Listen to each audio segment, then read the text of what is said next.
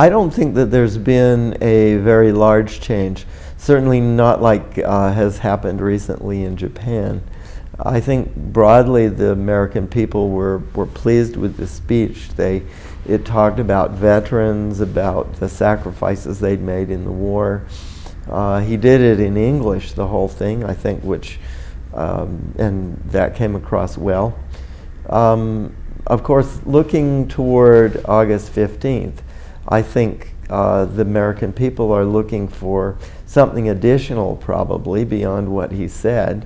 But that's natural because the issues of August 15th are global, whereas the ones in Congress were national, U.S.-Japan bilateral.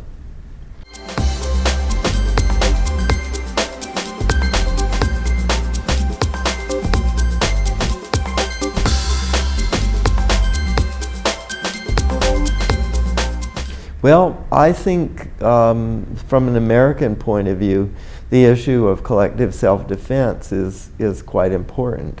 Every U.S. ambassador in the last 25 years, and I've spoken with, I think, every one of them on this matter, and they generally support the idea.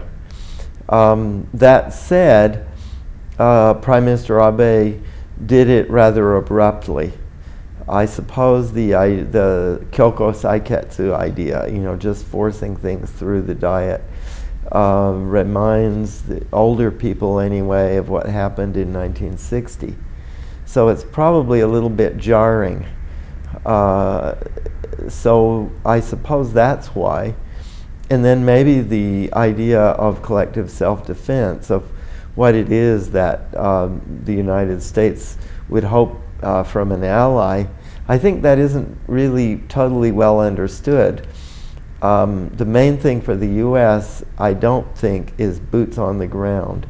The main thing is cooperation on the seas and in aerospace, minesweeping, missile defense, things like that.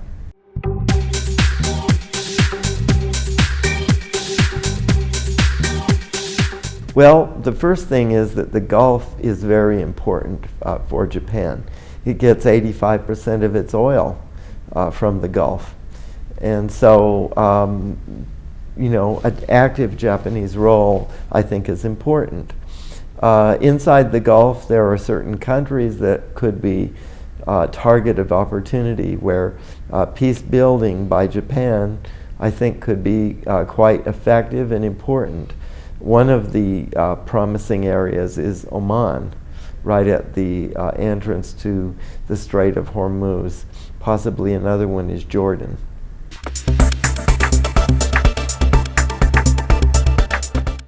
I think we should leave open the option of a limited security role.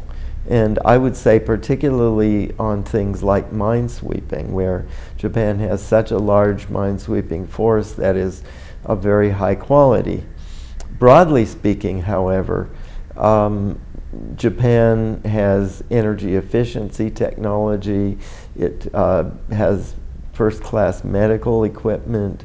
Its hospitals are very good. I think the non-military side is the most important.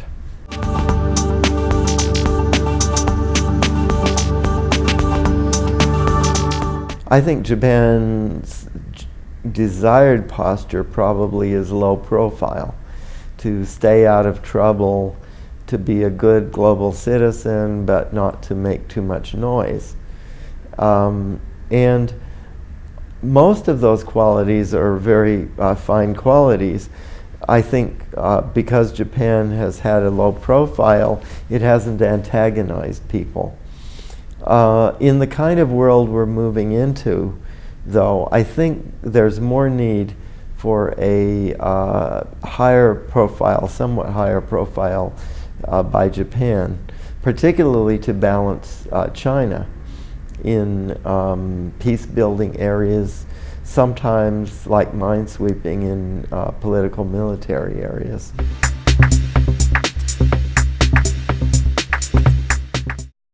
I think it's a matter of national consensus. I think the media's role is important. I think the NGOs, I hope the Sasakawa Foundation will present some constructive alternatives for Japan's proactive role in the world. You know, I think Japan has a more positive image in some parts of the world. I would stress particularly the South Asia, India, Middle East, than the United States does. And it should use those for purposes that the world as a whole will benefit from. So energy efficiency, medical care, as I say, a few security areas like minesweeping, but mostly peace building, especially in the arc of crisis nations around the key oil producers, not in the key oil producers. The key oil producers can take care of themselves, they've got plenty of money, but the countries close by, like Oman and Jordan, or in some circumstances maybe Egypt or countries like that, I think a Japanese role would be quite important.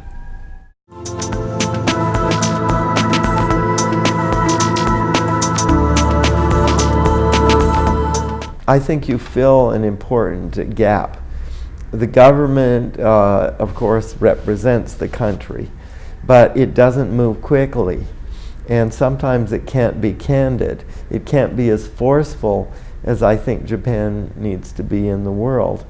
You know about public policy problems, but you are not public sector. And so I think you can do things, you can say things the government can't say. You can organize projects and conferences on things that the government maybe can't talk about. You can move more quickly and more forcefully than the government can. So I think it's really a key role.